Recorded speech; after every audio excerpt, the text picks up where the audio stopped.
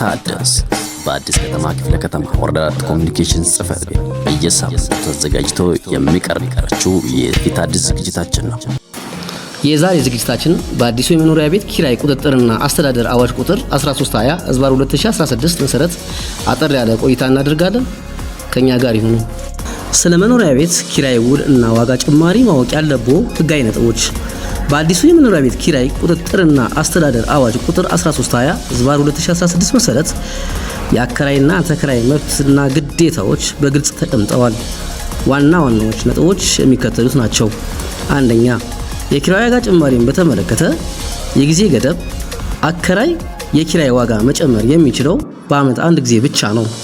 የጭማሪው መጠን ጭማሪው የሚወሰነው በከተማ አስተዳደሩ በሚወጣ የዋጋ መውጫ መሰረት እንጂ አከራይ በፈለገው መጠን አይደለም። ዋጋ ለመጨመር ውሉ ከማለቁ 2 ወራት በፊት ለተከራዩ በጽሁፍ ማሳወቅ ግዴታ ነው። ሁለተኛ፣ የኪራይ ውል የሚቋረጥባቸው ምክንያቶች የኪራይ ውል በጊዜው ሲያልቅ የሚበቃ ቢሆንም በውሉ መሃል ግንኙነት ማቋረጥ የሚቻለው በሚከተሉት መንገዶች ብቻ ነው። ሀ በስምምነትና በማስጠንቀቂያ። በስምምነት ሁለቱ ወገኖች ተስማምተው በማንኛውም ጊዜ ውላቸውን ማቋረጥ ይችላሉ። ቤት ሲተላለፍ የቤቱ ባለቤትነት በሽያጭ ወይም በውርስ ለሌላ ሰው ከተላለፈ አዲሱ ባለቤት የ6 ወር ማስጠንቀቂያ ሰጥቶ ማስለቀቅ ይችላል። ተከራይ ሲፈልግ ተከራዩ በማንኛውም ጊዜ ለባለቤቱ የ2 ወር ማስጠንቀቂያ በመስጠት ውሉን ማቋረጥ ይችላል። ያለ ማስጠንቀቂያ ወይም በጥፋት ምክንያት ተከራይ የሚከተሉትን ከፈጸመ ውሉ ወዲያውኑ ይቋረጣል።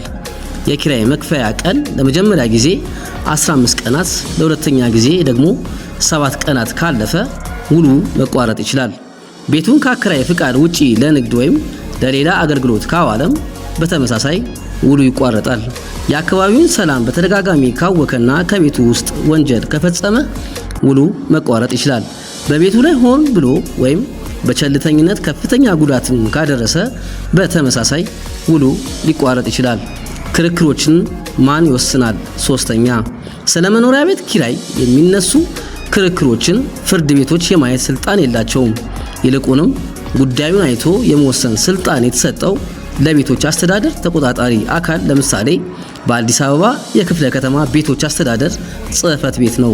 ይህ አዋጅ ተፈጻሚ የሚሆነው ለመኖሪያ ቤት ብቻ ነው።